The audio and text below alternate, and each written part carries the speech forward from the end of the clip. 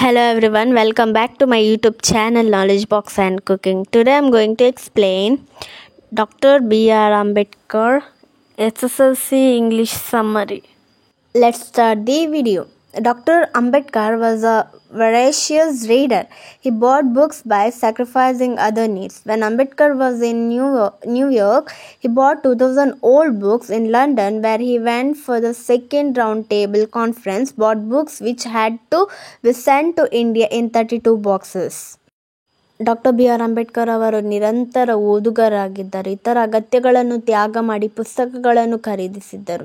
ಅಂಬೇಡ್ಕರ್ ಅವರು ನ್ಯೂಯಾರ್ಕ್ನಲ್ಲಿ ಇದ್ದಾಗ 2000 ಹಳೆಯ ಪುಸ್ತಕಗಳನ್ನು ಖರೀದಿಸಿದರು. ಅವರು ಎರಡನೆಯ ದುಂಡುಮೇಜಿನ ಸಮ್ಮೇಳನಕ್ಕೆ ಹೋದ ಲಂಡನ್ನಲ್ಲಿ 32 ಬಾಕ್ಸ್ಗಳಲ್ಲಿ ಭಾರತಕ್ಕೆ ಕಳುಹಿಸಬೇಕಾದ ಪುಸ್ತಕಗಳನ್ನು ಖರೀದಿಸಿದರು. Different influences made Ambedkar fight for a depressed class. The 14th Amendment to the Constitution of the USA gave freedom to the Black Americans. Mahatma Phule's movement for classes, society and movements upliftment had an impact on Ambedkar, and he started newspaper Mukha Nayak, Bahishkrit Bharat Samartha, and his institution Hitakarini Sabha and Independent Labour Party.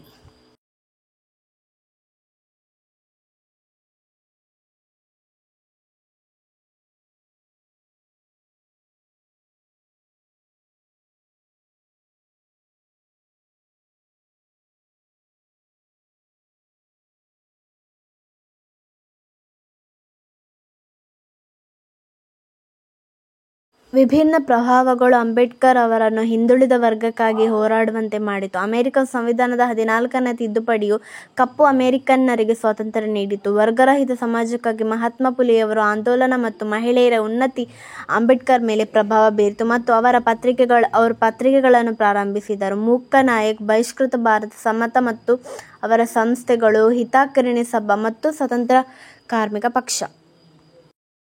The Indian National Congress chose Ambedkar as the chairman of the drafting committee of the Constitution Assembly. Though Ambedkar was not in the Congress, this allowed Dr. Ambedkar to give the most notable and permanent shape to his social philosophy. ಭಾರತೀಯ ರಾಷ್ಟ್ರೀಯ ಕಾಂಗ್ರೆಸ್ ಅಂಬೇಡ್ಕರ್ ಅವರನ್ನು ಸಂವಿಧಾನ ರಚನಾ curd ಸಮಿತಿ ಅಧ್ಯಕ್ಷರನ್ನಾಗಿ ಆಯ್ಕೆ ಮಾಡಿತು. ಇದು doctor Ambedkar ಅವರ ಸಾಮಾಜಿಕ ತತ್ವಶಾಸ್ತ್ರಕ್ಕೆ ಅತ್ಯಂತ ಗಮನಾರ್ಹ ಮತ್ತು ಶಾಶ್ವತವಾದ ಆಕಾರವನ್ನು ನೀಡಲು ಅದು ಅವಕಾಶ ಮಾಡಿಕೊಟ್ಟಿತು. Ambedkar worked hard to formulate fundamental rights, keeping in mind the Indian situation and what he saw in other countries. ಅಲ್ಲದೆ Krishnaswamy Iyer, K. M. Munshi and N. Gopalaswamy Iyengar and others contributed in here. Ambedkar ಅವರು ಮೂಲಭೂತ ಹಕ್ಕುಗಳನ್ನು ರೂಪಿಸುವಲ್ಲಿ ಶ್ರಮಿಸಿದರು. ಅವರು ಭಾರತೀಯ ಪರಿಸ್ಥಿತಿ ಮತ್ತು ಇತರ ರಾಷ್ಟ್ರಗಳಲ್ಲಿ ಅವರ ಕಂಡದ್ದನ್ನು ಗಮನದಲ್ಲಿಟ್ಟುಕೊಂಡು ಮಾಡಿದರು. ಅಲ್ಲಾಡಿ ಕೃಷ್ಣಸ್ವಾಮಿ ಅಯ್ಯರ್, ಕೆ. ಎನ್. ಮುನ್ಷಿ ಮತ್ತು ಎನ್. ಗೋಪಾಲಸ್ವಾಮಿ ಅಯ್ಯಂಗಾರ್ ಇತರ ಸದಸ್ಯರು ತಮ್ಮ ಶಕ್ತಿಯನ್ನು ಕೊಡುಗೆ ನೀಡಿದರು. And constitutional advisor B.N. Rao helped Ambedkar explain complex legal concepts to others in layman's terms.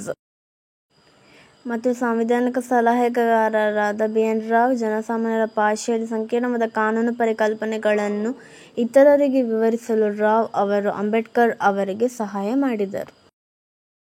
While forming the Constitution, Ambedkar recognized the interdependence between the legislative, executive and judiciary.